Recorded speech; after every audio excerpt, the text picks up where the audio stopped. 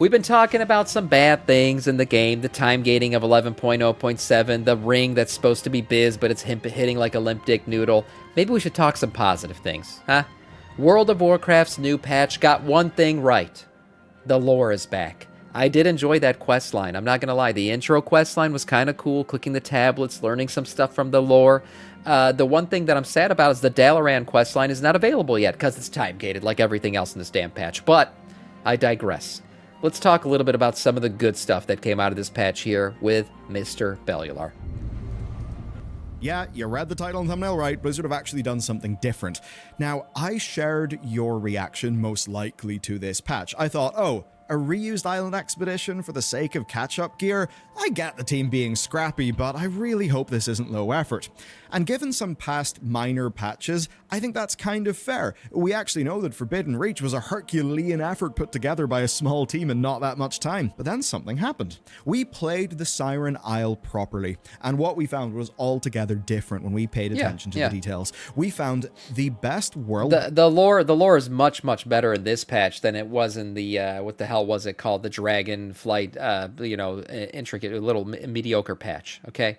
This one's much better. There's actually story development here. There's actually stuff already, as I was talking about when we were going through the quest, leading into 11.1 with the goblins digging and shit like that. That was cool. I enjoyed that. The one thing I'm not enjoying is the time gating.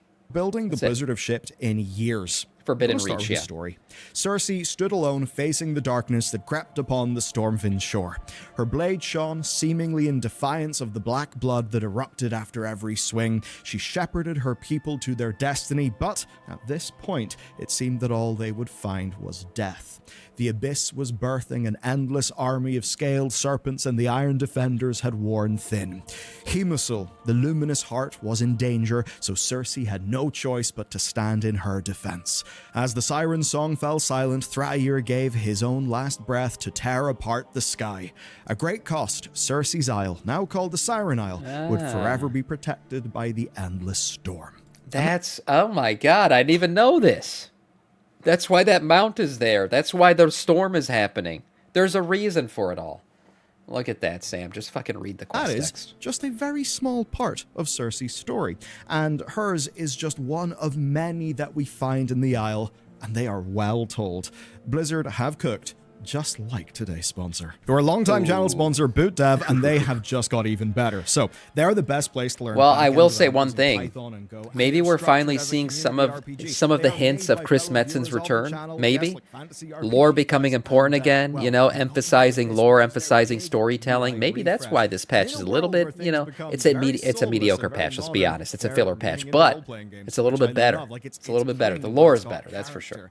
And they're keeping on doing that. As an example, another also new feature is called Spellbook, and it is so cool. As you're progressing through your different modules, you unlock new Spellbook pages. They're all fully searchable. They're full of concept explainers, documentation, code examples, and you can access it all with just a simple press of a hotkey, and it all unlocks as you progress, which is really cool for learning. And it's what I love about their platform, where it's designed as basically a journey and an experience, not just a product, which I think is killer for learning. Now, their pathway is substantial. You're starting with the likes of your Python fundamentals, covering the likes of, say, Lua as well. You've got example projects like a server client Pokedex, and that goes through to everything you need on the job, as well as things around that. As an example, they've got a full module on actually getting a job in the tech industry. So it is brilliantly done, and you can kind of tell why there's character. It's led by two brothers. Big corporations just can't really make an experience with heart like this. It's pretty damn amazing. So you can check them out today at boot.dev/Bellular. When you go there... Oh, Scott. Scott coming in with the 4. Thank you more. 4 more into our Scourge. Thank you, Scott, for the raid. Purchase. I'd go annual for the biggest saving, and if it's not for you, well, I've got a no questions asked 30-day refund period, and you can browse their materials and their demos for free. Look, we're doing a pretty epic lore video, and to make sense of it, we drew up this chart that was just trying to connect all of the different beats of the story together. And I say trying because we genuinely had to put it together, do some detective work. And no, this isn't... Why protection? Why not? Why Ebb and Blade? What is this? This guy writing in British? What's going on here? Crystal, Always Calling, Siren Myth, Kultirans, Azerite, all connected to Azeroth. We got a Leica Belladar, a Crystal, Keep Gone, No Purpose, Keeps Gone, No Purpose, Cersei's... Cersei's triumph. What? Iron Veil. Okay, all right. Siren. Okay, yeah. Okay, fine. Not some sort of big spoiler video. Goblins. What we were doing was putting together what Blizzard laid down for us. Blizzard's Quest team have leveled up their world-building skills tremendously, so that where we expected Forbidden Reach 2.0, we got something very, very different. Beneath the surface, this place is so much more than just rewards. The dialogue, the flavor text, quest descriptions, treasures, and world come together to be some of the best world-building. Yeah, and it was let's great. Just start with before the patch and how we actually get there, because even that represents something new and different. The TLDR is goblins heard the call of the island. They went there, they found a bit of a crystal, right, and that sparked a race. The Arathi and others all rushing towards the Isle. And that's how we end up there. There is no champion! Azeroth needs your aid! The wounds! No, there's nothing like that. That was interesting. When I logged in, I was like, is this patch live? Because I'm used to, a little blurb at the bottom. One of the heroes speaks to us. They're like, go to this place and get this thing and do this thing, and we're going to the new island.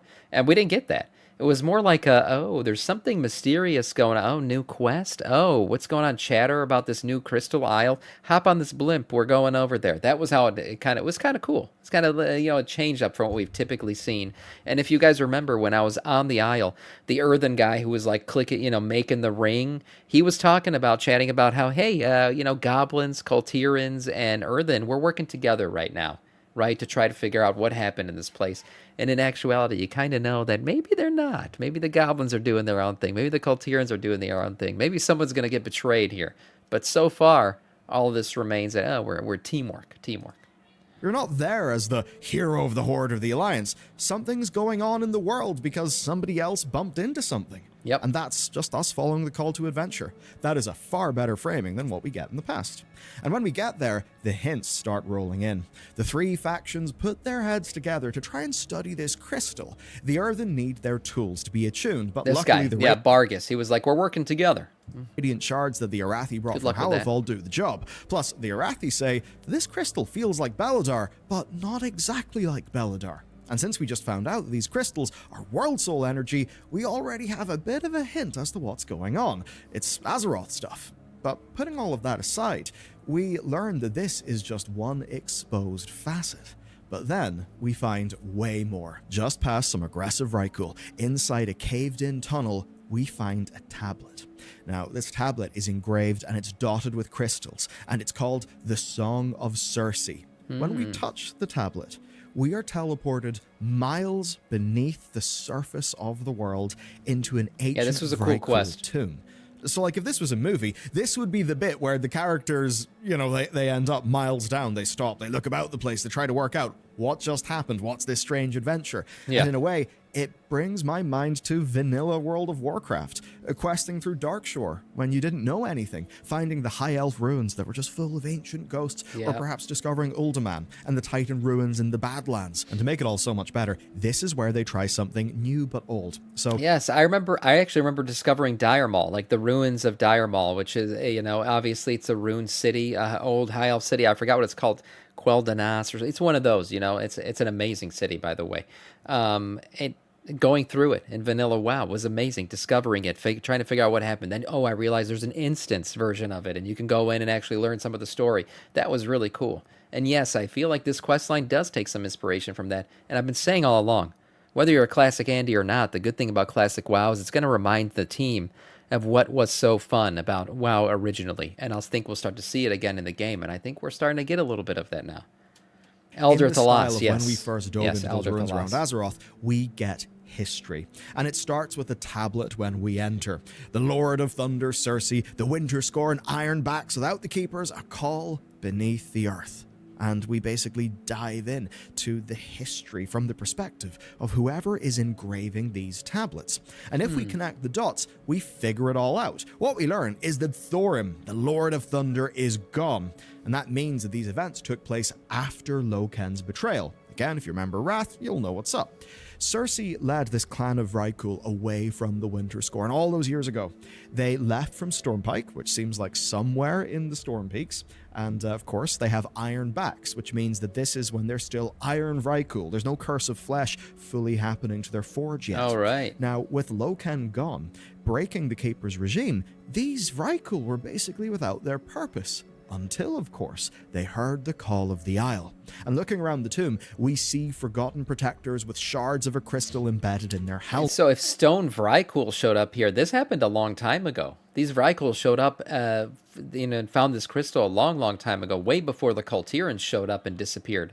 So this thing's been going on for a while, long before even the Sword of Sargeras entered the planet, which is really the kickoff event for why we started hearing Azeroth's voice. All this stuff was happening. So this shit's been going on for a while. Interesting. And when we walk past them, it wakens as a golden crystal-sworn memory.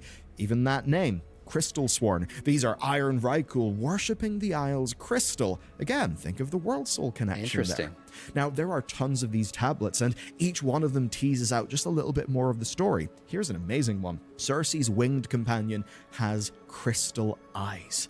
Together, these Vrykul found what they named Humasul, trying my best at a bit of a Norwegian pronunciation, and that translates to the luminous heart that was calm, graceful, and the source of the call that drew them to the Isle.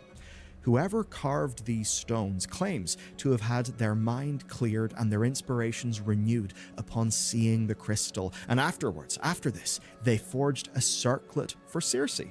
And this circlet would hold shards of the luminous lore ring. Heart. There it is. And that is, of course, the circlet that we are able to acquire and power up in this patch. Yep.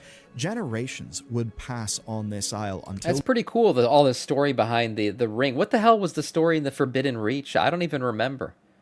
Discovering that little, thing that we had to run through to get the amulet. What the hell was the point of all that? Was it more Deathwing lore? I guess it wasn't that good because I don't remember it. The day this seems much better. Where the skies flashed a noxious green, the Vrykul fortress collapsed and the crystal cried out in pain. Then darkness rose up from beneath the waves.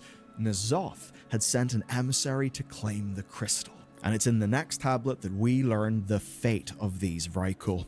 While they did keep the crystal safe, ultimately they were ended. They gave up their entire clan to defend it. Now, we learn all of this before we even see the crystal. Before we see the crystal, before we get Cersei's circlet, we actually understand the whole backstory of it. That it is this pretty storied special item that a lot of people died to protect. It's a hell of a story. And even as we're putting down these waking memories of the Vrykul, their last words are in regret and remorse for Cersei's sacrifice. But then we keep on traveling. We find the circlet, but it's not in the hands of a Vrykul. It's in the hands of a Kultiran skeleton, and that raises even more questions. My precious. And this is just the introductory quest. And you can see it's all mythological, retold just through the eyes of a simple stone carver. And it never tells us directly what's happening. No, we find the carved tablets and we connect the dots ourselves, almost like an archaeologist or historian. It is satisfying. It's actually channeling the energy that we've seen in myth-driven stories like Elden Ring, where you're not getting mountains of cutscenes and exposition. No, you find a location, in the game. You explore, you look around, you find flavor text on a small item, and you realize that flavor text matters and it tells you about the mythos.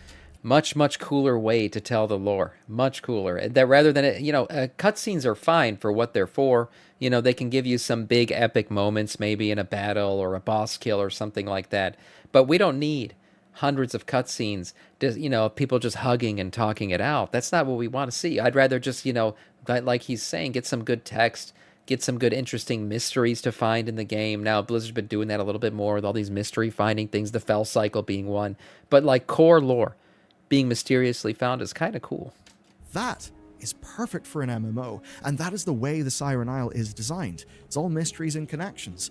Say, the Kultiran skeleton. Through a handful of quests, that has us uncovering just the story of their crude attempts to document the expedition. And it's flavorful writing, just like how the stone carver is from his perspective. Well, these are the clumsy, emotional scrawlings of a barely literate Kultiran who is just trying to keep a record of things for his wife back home. It's a great way to add context to everything we see, because when we look at a Krolisk in the Isle, that's just a mob. I don't know, maybe it'll be a leather farm. But to this NPC, it was really dangerous, or in desperate times, it was dinner. The storm also stops us from flying, but of course for this expedition, well, it forced them to hide. It wrecked their ships, it left them stranded. And we see that in the diary, the ruins, the skeletons. We begin to see how the Call of the Isle also led to people acting weirdly. And when things got really bad, it drove them into a fevered madness. In the final entry, we learn why the tablet shrine had caved in, and it explains all that we see in-game. And it all comes together to give the Siren Isle a sense of history, right down to the mine carts, the Kultiran graves, and how the crystals even changed how the local wyverns behaved. But that's not all, and I've got a real tasty lore bomb for you, because we also see the Naga, and the Naga are not new here. Their prior invasions are detailed in a scroll, each describing their repeated failure to grab the circlet, which apparently they need to bring Ashara back to them. What? So is this something to do with the Void, or is it something to do with the Storm? And Holy, okay, she is coming back. We know that. I mean, Ashara coming back is like the worst kept secret ever, but what the hell is going on here? Screams that she has evaded our capture for millennia and forsaken the gift bestowed upon her. Her wretched isle calls out once again, and she will not keep us from it. Damn. By the Queen's glory. We will atone for the failures endured upon the shores long ago and claim it. Oh my God, we'll usher in our Queen's return. That's pretty damn cool. So not only did we get a foreshadow of the Undermine and the goblins digging and all that stuff via the actual goblins doing their digging, plus the Haranir freaking cutscene cinematic where you saw the digging in there and all that shit, we're also getting some foreshadowing of Azara coming back. This is a pretty cool lore patch. It really is. Now, I do want to see the Dalaran stuff, too. We're supposed to find out what's going to happen with the remnants of Dalaran and everything else. But so far, not bad. To do with the Void, or is it something to do with the Storm? And then there's the Storm. So the Storm was caused in rage by Thryer, which is Cersei's partner, right? The big bird. He's a powerful elemental with shards of Azeroth crystal for eyes. Now, of course, we recently learned the lore of the Storming Sea, which seems to be the reason why, well, nobody's really been to the other side of Azeroth. Does that imply that the Storming Sea was caused by Azeroth herself? Because Thryer caused this storm, and his eyes are shards of the World Soul energy? And it also... Well, don't forget all the Hallowfall Arathi, too. They got caught up in a storm, right? They got caught up in a storm, all of a sudden flash of light, now they're underground with the crystal. So there's a theme here. Azeroth causing storms might actually be a thing. Elevates Thryer, which otherwise would have just been a mount you earn for completing an achievement. I mean, it is that, but now, well, this is the mount that created the storm, that has a deep history, that sacrificed a lot, that, of course, is tied to the story of Cersei. The circlet, everything just ties together. I think that is wonderful. And the Naga stuff also confirms something else. Oh, this is good. There are Naga on the other side of the Storming Sea. This is a huge revelation. Sky Captain Latscat even tells us that she has experience fighting the Naga in Imperial waters. Oh, wow. So that's pretty neat. But of course, patch 11.1 is called Undermined. It's got goblins on the other side of the sea, which means most likely if we ever go discover this Arathi kingdom, the Light Emperor, and everything else on the other side of the sea, there will be Naga there too. And on the topic of goblins, there's interesting stuff too. And that's because if you pay attention, you'll find out that the Hosen came across Kaja Cola. That's rather fitting because Kajamite, when exposed to the goblins, actually gave them their intellect. And it's also made the Hosen a little bit more smart. They've even started trying to write poetry. Pretty dangerous if the monkeys actually start writing poetry and it ends up being good. Now, there's of course the invading Vrykul. They are not pulled out of a hat. They are the Bloodwake clan, first introduced in Battle for Azeroth, where a lore scroll detailed how their leader was plundering the seas. And seriously, that lore scroll back in BFA, it suggested that his fleet was goddamn mighty. So it's cool to see them be active again. And it certainly means, oh, we could get those Vrykul in the future. And in fighting them, we learned that to them, the isle is called Sirendal. Now, Dal means valley in Norwegian, a little bit like Dale in English, so if you think about it, it translates to Siren's Valley. Of course, you also notice that Cersei's name starts with the same three letters, CYR. It's just lovely how Blizzard have made this all click together. It started as an unused island expedition, but they made it into something more. They absolutely goddamn nailed the world building. Whenever Blizzard talk about fleshing out an unknown period of Azeroth's history, I mean, this kind of thing is exactly what they meant. So, since Wrath of the Lich King, it's often felt less and less like we've been exploring Azeroth. We've been exploring these sort of little random things that have been added. But here with the Siren Isle, we've explored Azeroth again. People's reactions were just along the lines of lazy devs, reused content, awful. Yeah, this isn't very lazy at all. Zelda Tears of the Kingdom. It's got the same Hyrule. They didn't spend their time remaking the basic overworld of Hyrule again. They already had one from Breath of the Wild, so they kept it. What they did with their 6 or whatever years of development time was channel everything into gameplay and content.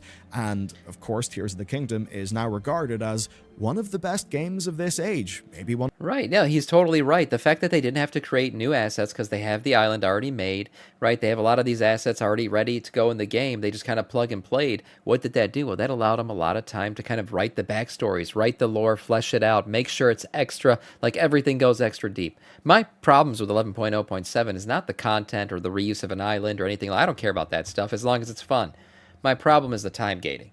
I just wish that shit wasn't there. I wish you got the ring, you can get all the stones, do everything pretty quickly, and then start having fun with it. Go do some old content with it. Players will figure out things to do. And when the game is fun and people want to play, guess what WoW players do? They're degenerates. They'll go back and do old content. They'll go do all kinds of stuff. They just want to be in the world and in the game. So you don't have to time gate things to keep people playing. That's the worst way to do it. But besides that, 11.0.7 so far, I think, is pretty well done. One of the best games ever. And that's the thing. You can spend so much time just building new locations, like literally placing the stones, working out what does grass look like in this place. That could take months and months and months and months from so many people. But here, they already had something. So their development time went into developing it as content, as story. Because a new shiny place that is not developed as a piece of content in a story isn't really worth that much. True. Now, in this video, I've deliberately avoided digging into the completeness of these stories. None of the largest lore implications or speculations are in this video because those are not the point. The point is not, hey, big lore drop, get excited for next thing. Right. The point is that Blizzard have actually done way better here. And if you pay attention, you'll see that this is just better content. You'll enjoy it more. Yes. Piecing this together was a joy. He's totally right about that. You don't need to find a shard of Frostmourne everywhere you go and, oh my god, this relates back to the Lich King. Those big lore moments will happen in the game, but what really makes a world feel alive and what makes a world feel more, immersive is when those little lore stories pop up, right? Like back in Classic, that farmer who had issues with the wolves and he sent you out to kill some and bring back their pelts so you had evidence that you had done the killing.